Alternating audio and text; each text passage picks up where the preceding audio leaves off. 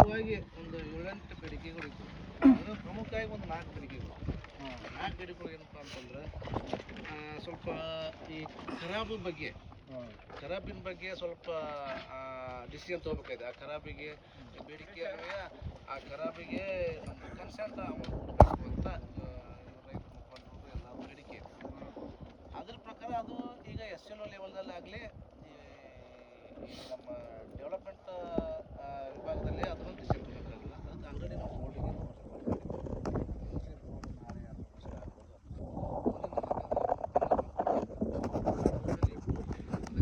ಸಾಧಕ ಬಾಧಕ ವಿಚಾರ ಮಾಡಬೇಕು. ಎಲ್ಲ ಕಡೆ ಎಲ್ಲ ಇಂಟ್ರೆಸ್ಟ್ ರೆಫರ್ ಮಾಡಿ ಅದು ಒಂದು ಪಾಯಿಂಟ್. ಇನ್ನೊಂದು ಈ ಯೋಜನಾ ನಿರಾಸಕ್ತಂತ ಅದಕ್ಕೆ ಡಿಸ್ಕಷನ್ ಆಯಿತು. ಅದಕ್ಕೆ ಅವರೇ ಇರ್ತಾರೆ, ಅವರು ಪ್ಲಸ್ SP ಸಾಹೇಬರು ಪ್ಲಸ್ DC ಸಾಹೇಬರು ನಮ್ಮ KR ಬಾಬು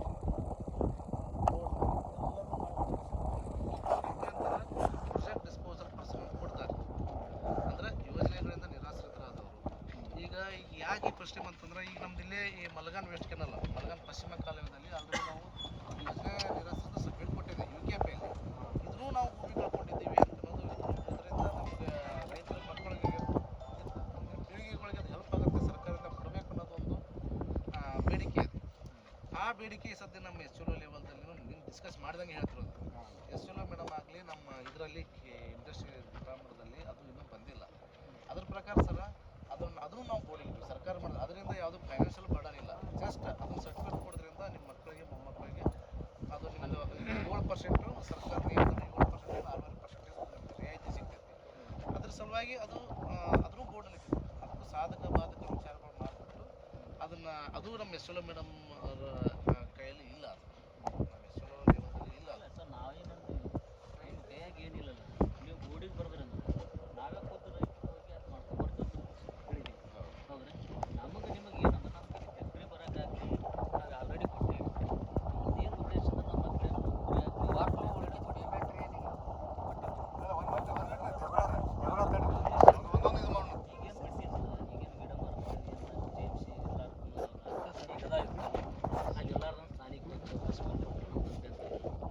ಅದರಲ್ಲೇ ನಾವು ಮಾಡ್ತಿರೋದು ಸರ್. ನಾವು ಹೇಳ್ದಂಗೆ ಈಗ ಒಂದು 4 ಮಾಡ್ತೀವಿ, ಈಗ 2 ಪಾಯಿಂಟ್ ಹೇಳಿದ್ವಿ.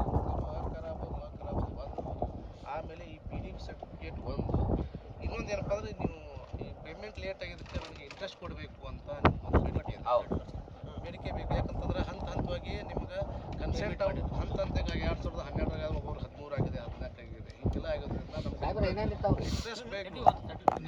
ಇಂಟ್ರೆಸ್ಟ್ ಬೇಕು. ಬೇಡಿಕೆ ಬಂದಿದೆಯಲ್ಲ, ಅದನ್ನೂ ನಾವು ನಮ್ಮ ಮಂಡಳಿ ಗಮನಕ್ಕೆ ತಂದಿದ್ದೀವಿ. ಯಾಕಂದ್ರೆ ರೈತರ ಬೇಡಿಕೆ ಆಗಿದೆ. ಅದಕ್ಕೆ ನಿನ್ನೆ ಒಂದು ಸಲ ಕೋರ್ಟಿಂದ ಆಗಿದೆ ಸರ್, 15% ಬೇಕಾಗಿದೆ ಅಂತ. ಅದಕ್ಕೆ ನಾವು ವಿಚಾರ ಮಾಡ್ತಾರೆ, ಅದು 18 ಆಗುತ್ತೋ, 17 ಆಗ್ತಿತ್ತು, 20 ಆಗ್ತಿತ್ತು, 14 ಆಗ್ತಿತ್ತು, 12 ಆಗ್ತಿತ್ತು. ಅದ್ರ ಪ್ರಕಾರ ನೋಡಿಬಿಟ್ಟು ಅದನ್ನ ಯಾಕೆ ಮಂಡಳಿಯಿಂದ ಅದನ್ನು ಬೋರ್ಡಲ್ಲೇ ಡಿಸಿಷನ್ ಮಾಡ್ಬೇಕು. ಅದನ್ನು ಈಗ ನಾವಾಗಲಿ SLO ಆಗಲಿ ನಮ್ಮ ಡೆವಲಪ್ಮೆಂಟ್ ಆಫೀಸರ್ ಆಗಲಿ ಕೊಡೋಕ್ಕಾಗಲ್ಲ. ಯಾಕಂದ್ರೆ ಅಲ್ಲಿ ಸಾಧಕ ಬಾಧಕ ವಿಚಾರ ಮಾಡಬೇಕಾಗುತ್ತೆ. ನಿಂದು ಒಬ್ಬೊಂದು 2014 18 ಕೊಡಬೇಕು, 19 ಕೊಡಬೇಕು, 20 ಕೊಡಬೇಕು, 30 ಕೊಡಬೇಕು. ಅದು ಮಂಡಳಿ ಡಿಸೈಡ್ ಆಗುತ್ತೆ. ಅಥವಾ ಅದು ಕಾನೂನಾತ್ಮಕ ನಿಮ್ಗೆ ಅದರಿಂದ ಅನುಕೂಲ ಆಗ್ತಿತ್ತಂದ್ರೆ ಅದ್ರ ಸಲಹೆ ಬೇಕಾದರೂ ನಮ್ಮಲ್ಲಿ ಲೀಗಲ್ ಸೆಲ್ ಇದೆ, ಬೋರ್ಡ್ನಲ್ಲಿ ಲೀಗಲ್ ಸೆಲ್ ಇದೆ. ಲೀಗಲ್ ಸೆಲ್ಲಲ್ಲಿ ಅದು ವಿಚಾರ ಮಾಡಿ, ಅದು ಪ್ರೊಸೀಡಿಂಗ್ ಮಾಡಿ, ಅದು ನಿಮಗೆ ಆದಷ್ಟು ರೈತರಿಗೆ ನ್ಯಾಯಯುತವಾಗಿ ಎಲ್ಲರಿಗೆ ಆಗ್ಬೇಕಾದ್ರೆ ಎಲ್ಲರೂ ಒಂದೇ ವರ್ಷದಲ್ಲಿ ತೊಗೊಂಡಿಲ್ಲ, 16 ತೊಗೊಂಡ್ರು, 15 ತೊಗೊಂಡ್ರು, 17 ತೊಗೊಂಡ್ರು. ಕೋರ್ಟ್ ಕೇಸು ಅದರಿಂದ ಡಿಲೇನೂ ಆಗಿರ್ತೈತಿ. ನೀವು ಕಾಗದ ಪತ್ರ ಸರಿಯಾಗಿ ಕೊಡದೇ ಇರೋದ್ರಿಂದನೂ ಡಿಲೇ ಆಗಿರ್ತೈತಿ. ಬರೀ ರೈತರದೂ ಇರ್ತದೆ. ಯಾಕೆ ಸರಿಯಾಗಿ ಅಟೆಂಡ್ ಆಗಿರಂಗಿಲ್ಲ, ಯಾವುದೋ ಕೋಡಿ ಆಗಿರಂಗಿಲ್ಲ. 5 ಜನ ಇರ್ತಾರೆ, 5 ಜನ ಸರ್ ನಂದು ಪೆಂಡಿಂಗ್ ಇರುತ್ತೆ, ನಿಂದೇ ಪೆಂಡಿಂಗ್ ಇರೋ ತಗೊಂಡು ಈಗೂ ಜಗಳ ಆಗಿರ್ತವೆ. ಯಾಕಂದ್ರೆ ನಾವು ರೈತರ ಮಕ್ಕಳಿದ್ದೀವಿ, ನಾನೇನು ಬೇರೆ ಏನಲ್ಲ, ನಾನು ಪಕ್ಕದ ಊರವನೇ, ನನಗೂ ಎಲ್ಲ ವಿಷಯ ಗೊತ್ತು. ಸೊ ಅದನ್ನೆಲ್ಲ ಬಗೆಹರಿಸೋ ಸಂಬಂಧ ಮಂಡಳಿಯಲ್ಲಿ ಸಾಧಕ ಬಾಧಕ ವಿಚಾರ ಮಾಡಿಬಿಟ್ಟು ಅದಕ್ಕೊಂದು ಡಿಸಿಷನ್ ತೊಗೊತಾರೆ. ಆದರೂ ಆದಷ್ಟು ಬೇಗ ನಿಮ್ಮ ಇಂಟ್ರೆಸ್ಟ್ ಬಗ್ಗೆ ಅದು ಸರ್. ನೀವು 2010-11 KDP ನೀವು ಭೋಜ ಕುಂದಿಸಿ ಇಲ್ಲಿವರೆಗೆ ಎಷ್ಟು ವರ್ಷ ಆಯ್ತು ಸರ್? ಈಗ ಸುಮಾರು ಒಂದು 15 ವರ್ಷ ಆಯ್ತು. 15 ವರ್ಷ ಆಯ್ತು.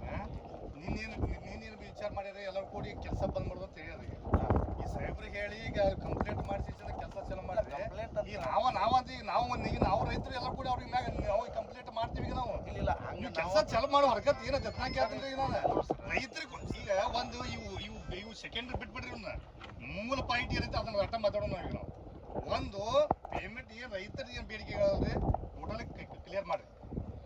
ಅವು ಏನು ಐತಲ್ಲ ಅದು ಇದು ಎದ್ದು ಪ್ರತಿ ಒಬ್ಬಂದರೆ ಪೇಮೆಂಟ್ ಕ್ಲಿಯರ್ ಐತೆ ನೀವೇ ತೋರಿಸ್ಬಿಡ್ರಿ.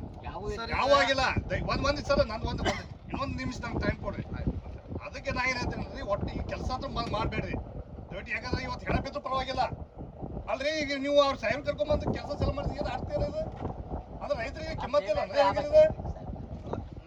ಈಗ ನೀವೇ ಹೇಳ್ತೀರಿ 15 ವರ್ಷ ಆಗ್ತೈತಿ, 15 ವರ್ಷದಿಂದ ಹೆಂಗ್ರಿ ನೀವು ಇವತ್ತು ಬಂದ್ರಿ. ನಿಮ್ಗೆ ನಮ್ದೇನು ಎಡ್ಡಿ ಇಲ್ಲ, ಯಾರ ಮ್ಯಾಗ ಎಡ್ಡಿ ಇಲ್ಲ, ನಮ್ಗೆ ನೋವಾಗೈತ್ರಿ. 20 ಎಕರೆ ಜಮೀನು ಹೋಗಿಂದ 7 ಎಕರೆ 6 ಎಕರೆ ಜಮೀನು ತೊಂದ್ರೆ ಸರ್. 20 ಎಕರೆ ಜಮೀನು ಹೋಗ್ಯಾವ್ರಿ, 5 ಎಕರೆ 6 ಎಕರೆ ತೊಂದಾರ್ರಿ. ಮುಂದೆ ಪೇಮೆಂಟ್ ಹೆಂಗ್ ಮಾಡೋದು ಹುಡುಗ್ಯಾರ್ರಿ? ಅಲ್ರಿ 20 ಎಕರೆ 30 ಎಕರೆ ಹೊಲ ಅದಾರ, 5 ಎಕರೆ 6 ಎಕರೆ ಹೊಲ ತೊಂದಾರ್ರಿ. ಉಳಿದ್ರೆ ಪೇಮೆಂಟ್ ಆಗ್ತಿಲ್ರಿ. ನೀವು ಕೊಡೋದಿದ್ದ 60 ಕೊಡತ್ತೀರಿ, ರೈತನ ಹೆಂಗ್ ಮಾಡೋದು ಹೇಳ್ರಿ? ದಯವಿಟ್ಟು ನೀವು ಮುಂದೆ ಮಾತಾಡ್ರಿ. ನಾ ಈ ಕೆಲಸ ಚಾಲು ಮಾಡಕ ಸಾಹೇಬ್ರೆ ಕೆಲಸ ಬಂದ್ ಮಾಡ್ತೀರಿ. ಅಲ್ಲ ಈಗ ಅಂಗಡಿಯವರಲ್ಲ ನೀವು ಮಾತಾಡ್ರಿ. ನನ್ನ ಮಾತು ನೋಡ್ರಿ, ಇದು ನೀವು ಒಬ್ಬರೇ ಕೆಲಸ ಬಂದ್ ಮಾಡೋದು ಅದು ಬಂದ್ ಮಾಡೋದು ಇದು ಕಾನೂನು ಬಾಹಿರ.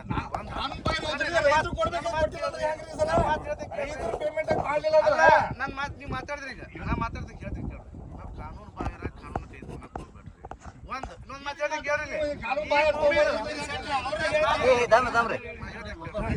ಈ ಭೂಮಿದು 3,730 ಎಕರೆ 3 ಗುಂಟೆದ್ದು ಈಗಾಗಲೇ ನಾವು 7.5 ಲಕ್ಷ 9.5 ಲಕ್ಷ ಈಗಾಗಲೇ ಎಲ್ಲಾರ್ದು ನಾವು ಭೂಮಿದು ಪೇಮೆಂಟ್ ಮಾಡಿದೀವಿ. ಒಂದಿಷ್ಟು ಕೋರ್ಟ್ ಕೇಸ್ ಬಿಟ್ಟು ಯಾವುದೇ ಭೂಮಿದು ನಾವು ಪೆಂಡಿಂಗ್ ಇಟ್ಟಿಲ್ಲ. ಒಂದು ಸೆಕೆಂಡ್ ಇನ್ನೊಂದು ಏನಾಗಿದೆ, ಮರ ಮಾಲಿಕೆಯಲ್ಲಿ ಸಣ್ಣ ಪುಟ್ಟ ಸ್ವಲ್ಪ ಉಳಿದಿದ್ದಾವೆ, ನಾನು ಒಪ್ಕೊಂತ ಇದ್ದೀನಿ. ಅದನ್ನ ನಾವು ಎಲ್ಲ ರೀತಿ ನಮ್ಮ 4 ಮಂದಿ ಟೀಮ್ ಇದೆ ನಮ್ದು. ನಾವು ನಿಮ್ಗೆ 1 ತಿಂಗಳು ಅಥವಾ 2 ತಿಂಗಳ ಒಳಗಾಗಿ ಅದನ್ನ ಕೆಸರಾಕಿಂದ ಒಂದು JMC ಸಣ್ಣ ಪುಟ್ಟ ಲೋಪದೋಷಿಗಳು ನಾವು ಊಹೆ ಮಾಡ್ತಾ ಇದ್ದೀವಿ. ಆಗಿದ್ರಿ ನಾವು ಕೆಸರಾಕಿಂದ ಆಲ್ರೆಡಿ ಕೆಸರಾಕಿಂದ 1 ಮಿನಿಟ್ ಸರ್. ಅದರಿಂದ ನಾವು ಇದು ಮಾಡ್ತೀವಿ. ಏನಿಲ್ಲ, ಅದಕ್ಕೆ ನೀವು ಕೆಲಸ ಬಂದ್ ಮಾಡಿಸೋದು ಅದು ಬಂದ್ ಮಾಡಿಸೋದು ಅದಕ್ಕೆ ಇದಕ್ಕೆ ಹಲೋ ಪೇಮೆಂಟ್ ಕ್ಲಿಯರ್ ಮಾಡಿದ್ರೆ ಎಲ್ಲರೂ ರೈತರಿಗೆ ಮಾಡ್ತಾರ್ರಿ. ಪೇಮೆಂಟ್ ಕೊಟ್ಟು ಚಾಲು ಮಾಡಿದ್ರೆ ಯಾರಿಗೂ ಅಬ್ಜೆಕ್ಷನ್ ಇಲ್ಲ. ಯಾಕಂದ್ರೆ ಇಲ್ಲಿ ತನಕ ಸಪೋರ್ಟ್ ಮಾಡ್ಕೊಟ್ಟು ಬಂದಿದೆ. ಇಲ್ಲ ಡೆವಲಪ್ಮೆಂಟ್ ಮಾಡಕ್ಕನ ಕೊಡ್ತಿರ್ಲಿಲ್ಲ. ನಮ್ಗೆ ಏನು ಸಮಸ್ಯೆ ಆಗೈತೆ ಅಂತಂದ್ರೆ ಸೆಕೆಂಡ್ ಒಂದು ಎಕ್ಸಾಂಪಲ್ ಒಂದು ಬಿದ್ರೆ ನಾವು ಹೊರಗೆ ತಗೊಂಡು ಹೋದ್ರೆ 900 ರೂಪಾಯಿ ಮಾರ್ತಾರೆ. 1200 ರೂಪಾಯಿ ಮಾರ್ತದ್ರಿ. 1200 ರೂಪಾಯಿ ಮಾರ್ತಾರೆ. ಅದಕ್ಕೆ ಎಲಿಷನ್ ಮಾಡ್ತಾರೆ 6 ರೂಪಾಯಿ.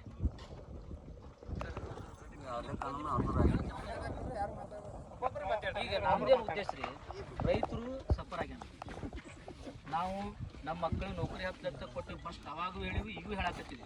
ನಮಗೆ ಆ ಪ್ರಾಜೆಕ್ಟ್ ಕಳಿಸೋದು ಉದ್ದೇಶ ಇಲ್ಲ, ನಮಗೆ ಪ್ರಾಜೆಕ್ಟ್ ಬೇಕು. ಆದ್ರೆ ನಮ್ದೇನು ವಾದ ಅಂತಂದ್ರೆ ಈಗ ನಮಗೇನು ಬೇಡಿಕೆ ಇಟ್ಟಿವಲ್ಲ, ನಿಮ್ಮ ಕಡೆ ಆಗ್ಲಾರ್ದನ್ನ ಅಲ್ಲಿ ಸರ್ಕಾರದ ಮಟ್ಟದಾಗ ಬರೀ ನೀವು ನಮ್ಮ ಜೊತೆಗೆ ಸರ್ಕಾರ ಕೊಡಿ, ನಾವು ಬರ್ತೀವಿ, ಅದನ್ನು ಮಾಡ್ಕೊಂಡು ಬರೋಣ. ಯಾರು ರೈತರು ಪೇಮೆಂಟಿಗೆ ಉಳ್ದಾವ್ ಶೀಘ್ರದಾಗ ನೀವು ಮಾಡೋದು. ಇದು ಯಾಕಂದ್ರೆ ಸರ್ ನಿನ್ನೆ ರಾತ್ರಿ 12-1 ಗಂಟೆಗೆ SP ಸಾಹೇಬ್ರು ಕರ್ಸ್ಯಾರ. ನನಗೂ ನೋಟಿಸ್ ಬಂದೈತಿ. ನಾವು ಹೋರಾಟಗಾರ ಅನ್ನೋದಕ್ಕಿಂತ ಇಲ್ಲಿ ಭೂಮಿ ಕಳ್ಕೊಂಡು ನಾವು ಸಂತ್ರಸ್ತ ಇಲ್ಲ ಸರ್. ಈಗ ಯಾಕಂದ್ರೆ ನಾವ್ ಏನಂದ್ರೆ ನೀವು ನಮಗೆ ಹೆಂಗೆ ಸಹಕಾರ ಕೊಡು, ನಾವು ನಿಮ್ಗೆ ಸಹಕಾರ ಕೊಡಾಕ್ತೀವಿ. ರೈತರು ಯಾರೇ ಬ್ಯಾಡ ಅಂದ್ರೆ ಡೆವಲಪ್ಮೆಂಟ್ ಮಾಡ್ರಿ. ಅವಾಗ ಯಾರು ಹೇಳ್ದಂಗೆ ನಾನು ಅವ್ರ ಮಾತಿಗೆ ನಾನು ಒಪ್ತಾ ಇದ್ದೀನಿ. ನೀವು 4 ಬೇಡಿಕೆ ಹೇಳಿದ್ನಲ್ಲ, ಫಸ್ಟು ನಿಮ್ಮದು ಖರಾಬ್, ಆಮೇಲೆ ನಿಮ್ಮದು ಇಂಟ್ರೆಸ್ಟ್ ಕೇಳ್ತಾ ಇದ್ದೀನಿ, ಪ್ಲಸ್ ನಿಮ್ಮದು PDP ಸರ್ಟಿಫಿಕೇಟ್. ಆಮೇಲೆ ಇನ್ನೊಬ್ರು ಯಾರೋ ಕೇಳ್ತಿದ್ರು ನಿನ್ನೆ, ಇಲ್ಲ ಸರ್ ನಾವು ಜಮೀನು ಕಳ್ಕೊಂಡಿವಿ, ನಾವು ಇಲ್ಲಿ ಇಂಡಸ್ಟ್ರಿ ಮಾಡ್ತೀವಿ, ನಮ್ಗೊಂದು ಅವಕಾಶ ಮಾಡಿಕೊಡ್ರಿ, ನಮ್ಮ ಕಡಿಮೆ ರೇಟಲ್ಲಿ ಮಾಡಿಕೊಡಿ ಅಂದ್ಕೊಂಡು ಕೇಳ್ತಾ ಇದ್ರು. ಇದನ್ನು ನಾವು ಎಲ್ಲರೂ ನಮ್ಮ ಮೇಲಾಧಿಕಾರಿಗಳಿಗೆ ನಮ್ಮ ಆಫೀಸರ್ಸ್ಗೆ ನಾವು ಮನದಟ್ಟಣೆ ಮಾಡಿದ್ದೀವಿ. ಈ ಬೋರ್ಡ್ನಲ್ಲಿ ಇದು ನಮ್ಮ ಕೈಯಲ್ಲಿಲ್ಲ, ನೀವು ಏನು ಹೇಳಿದ್ರು ನನ್ನ ಕೈಯಲ್ಲಾಗಲಿ SLO ಕಡೆ ಆಗಲಿ ಇಲ್ಲ. ಇದನ್ನು ನಾವು ಬೋರ್ಡ್ಗೆ ಇಡ್ಬೇಕಾದ್ರೆ ಒಬ್ಬರೇ ಇಡಲ್ಲ, ನಿಮಗೂ ಇನ್ಫಾರ್ಮೇಷನ್ ಮಾಡ್ತೀವಿ. ಆ ಪ್ರತಿಗಳು ನಿಮಗೂ ಕೊಡ್ತೀವಿ. ನೀವು ಪ್ರಯತ್ನ ಮಾಡಿ, ನಿಮ್ಮ ಜೊತೆ ನಾವು ನಿಮ್ಮಲ್ಲಿ ಒಬ್ಬನಾಗಿ ನಾವು ಅದಕ್ಕೆ ನಾವು ಸಪೋರ್ಟ್ ಮಾಡಿ ಅದು ಏನಾದರೂ ಮಾಡಿ ನಾವು ಅದನ್ನ 4ರಲ್ಲಿ 2-3 ಅದನ್ನು ಈಡೇರಿಸ್ಕೊಳ್ಳೋಕೆ ನಾವೆಲ್ಲರೂ ಪ್ರಯತ್ನ ಮಾಡಿದರೆ ಆಗುತ್ತೆ. ಅದ್ರ ಜೊತೆಗೆ ಈಗ ಈ ರಿಲಯನ್ಸ್ ಕಂಪ್ನಿ ಬಂದ್ ಮಾಡೋದ್ರಿಂದ ನಾವು 12 ಎಕರೆ ಮಾಡೋದ್ರಿಂದ ಸರ್ ಇವರು ನಮ್ಮ ಮುಳವಾಡಕ್ಕೆ 1600 ಕೋಟಿ ಇನ್ವೆಸ್ಟ್ಮೆಂಟ್ ಮಾಡ್ತಾ ಇದ್ದಾರೆ. 14 ಕೋಟಿ ಇನ್ವೆಸ್ಟ್ಮೆಂಟ್ ಮಾಡಿ ನಮಗೆ ಇಲ್ಲಿ 1200 ಮಂದಿನ ಅವರು ಎಂಪ್ಲಾಯ್ಮೆಂಟ್ ಮಾಡ್ತಾ ಇದ್ದಾರೆ. ಇಂಪ್ಲಿಮೆಂಟ್ ಮಾಡಿದ್ರೆ ನೀವು ನಿಮ್ಮ ಮಕ್ಕಳು ಮೊಮ್ಮಕ್ಕಳು ಎಲ್ಲರೂ ಇಲ್ಲಿ ನೀವು ಯಾವ ಬಿಜಾಪುರಕ್ಕೆ ಹೋಗಬೇಕಾಗಿಲ್ಲ. ಇಲ್ಲೇ ನಿಮ್ಮ ಇದ್ದೂರಲ್ಲಿ ಮನೆ ಊಟ ಮಾಡಿ ನೀವು ಇಲ್ಲೇ ಕೆಲಸ ಮಾಡ್ಬೋದು, ನೌಕರಿ ಮಾಡ್ಬೋದು. ಜೊತೆಗೆ ಅವರು ಸರ್ಕಾರಕ್ಕೆ ಸರ್ 500 ರಿಂದ 6 ಕೋಟಿ ಟ್ಯಾಕ್ಸ್ ಕಟ್ತಾರೋ. ಮತ್ತು ಇದರಿಂದ ನಿಮ್ಮ CRF ಫಂಡ್ನಲ್ಲಿ ನಿಮ್ಮ ಹಳ್ಳಿಯಲ್ಲಿ ರೋಡು, ಡ್ರೈನು, ಗುಡಿ ಗುಂಡಾರ ಅದಕ್ಕೆ ಮಾಡೋಕ್ಕಂತ ಸರ್ಕಾರದ ನಿಯಮ ಪ್ರಕಾರ 20% 15% ಏನಿದೆ ಅದು ಎಕ್ಸಾಕ್ಟ್ಲಿ ಅದ್ರ ಪ್ರಕಾರ ಅವ್ರು ಡೆವಲಪ್ಮೆಂಟ್ ಮಾಡ್ತಾರೆ. ಇದರಿಂದ ನಮ್ಗೆಲ್ಲರಿಗೂ ಒಳ್ಳೇದಾಗ್ತದೆ. ಇದರಿಂದ ಮತ್ತೇನಪ್ಪ ಅಂದ್ರೆ ಈ ಭೂಮಿ ಬಿಟ್ಟು ಪಕ್ಕದ ಭೂಮಿ ಸತಕ್ಕೆ ನಿಮ್ಮ ರೇಟ್ ಎಷ್ಟಿತ್ತು ರೀ? 2.5 ಲಕ್ಷ 1 ಲಕ್ಷ ಇಲ್ಲಿದ್ದು ಈಗ 20 ಲಕ್ಷ 25 ಲಕ್ಷ ಭೂಮಿ ವ್ಯಾಲ್ಯೂ ಜಾಸ್ತಿ ಆಗ್ತದೆ. ಎಲ್ಲರಿಗೂ ಅನುಕೂಲ ಆಗ್ತದೆ. ನಮ್ಗೆ ಕೊಡೋದು 7 ಲಕ್ಷ ಈಗ 2010 ಪಕ್ಕದ ಭೂಮಿ ಜಾಸ್ತಿ ಆಗ್ತದೆ.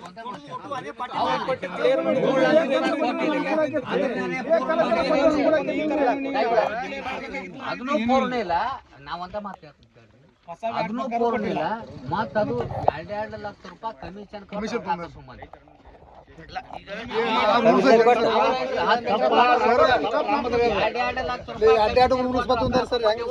ಏನಾದ್ರೂ ಇನ್ನ ಪೇಮೆಂಟ್ ಇಲ್ಲ ಅದೇ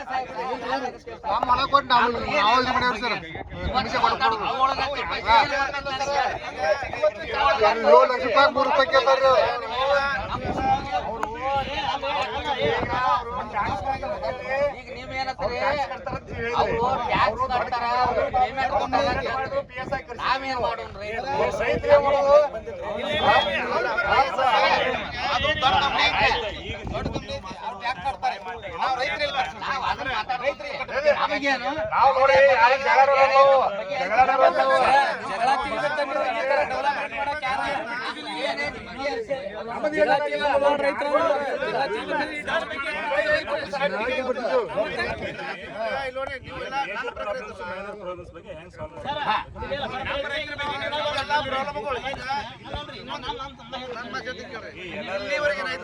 ಇಲ್ಲಿವರೆಗೆ ಬರೀ ನಾವು KDPರು ರೈತರು ಇದೇ ಮಾಡ್ತಾ ಇದ್ವಿ. ಈಗ ಏನಾಗಿದೆ, ಮಾನ್ಯ ನಮ್ಮ ಮಿನಿಸ್ಟರ್ ಸಾಹೇಬರು ಈ ಮಿನಿಸ್ಟರ್ ಸಾಹೇಬ್ ಎಲ್ಲ ಮಿನಿಸ್ಟರ್ ಸಾಹೇಬ್ ಲೆವೆಲ್ಗೆ ಹೋಗಿದೆ. ನಿಮ್ಮ ಪರವಾಗಿನೇ ನಾವು ಬೋರ್ಡ್ ಎಲ್ಲ ಸ್ಟೇಕ್ ಮಾಡಿ ನಿಮ್ಗೆ ಒಳ್ಳೆ ಸುದ್ದಿ ಕೂಡ ಇದೆ. ಇಲ್ಲಿವರೆಗೆ ಈ ಹತ್ತಲ್ಲಿ ಹೋಗಿದ್ದಿಲ್ಲ.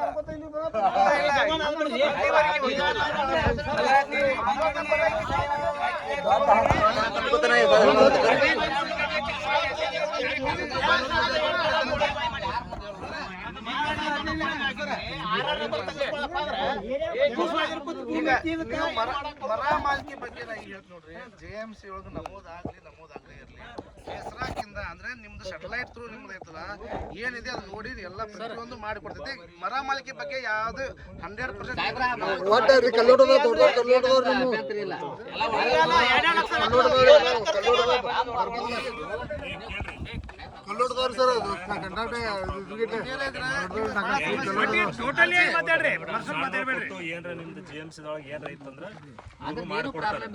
ದೊಡ್ಡ ಪ್ರಾಬ್ಲಮ್ಸ್ ಏನದಾರ ಅವ್ರು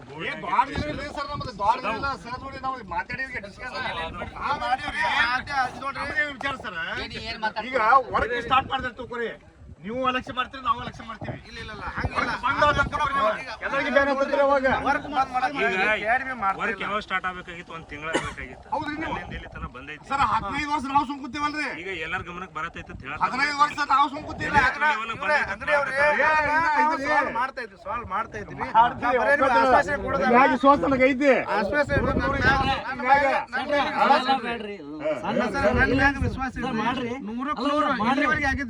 ಮಾಡ್ರಿ ಸರ್ಕಾರಕ್ಕೆ ವಜ್ಜೆ ಅಲ್ರಿ. ಒಂದೇದ್ದು 64 ಲಕ್ಷ ರೂಪಾಯಿ ಜನರಲ್ ಮಾರ್ಯಾರ್ರಿ. ಇವ್ರ ಕಡೆ 9 ತಗೊಂಡ್ ಮತ್ತೆ ಅಲ್ರಿ ಮಾತಾಡ್ರಿ ವಜ್ಜೆ ಅಲ್ರಿ ಸರ್ಕಾರ. ಡೆವಲಪ್ಮೆಂಟ್ ಎಲ್ಲ ಮಾಡಿ ಆಗಿರ್ತೈತಿ. ಬಟ್ ಇಷ್ಟ ಮಾತ್ರ ನಿಮ್ಗೆಲ್ಲರಿಗೂ ನೀವೆಲ್ಲರೂ ಖುಷಿಯಿಂದ ಇರೋಂತ ಯಾರು ನೀವು ಟೆನ್ಷನ್ ಮಾಡ್ಕೊಂಡು ಆರಾಮಾಗಿರ್ರಿ. ನಿಮಗೆ ಯಾರು ಮೋಸ ಮಾಡೋಂಗಿಲ್ಲ. ನಿಮ್ಗೆ ಯಾರು ಮೋಸ ಮಾಡಬಾರ್ದು ಕಲ್ತ್ಕೊಂಡು ಯಾರು ತಲೆಯಾಗೂ ಇಲ್ಲ. ಮಾಡ್ಕೊಡ್ತೀರಿ ಹೇಳ್ರಿ.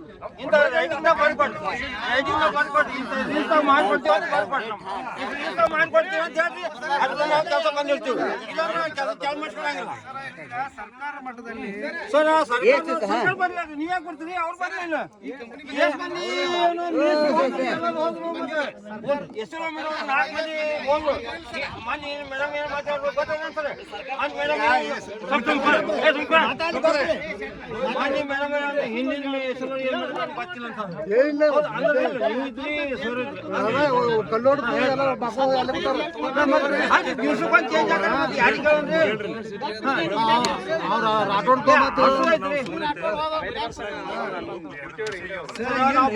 ನಾವು ಬಿಸಾಗಿ ನಿಂತೇವೆ, ನಾವು ನೆಲಕ್ಕೆ ನಿಂತೇವೆ ಸರ್. ನೀವು ಇನ್ನ ಹೆಚ್ಚು ಕಾಟ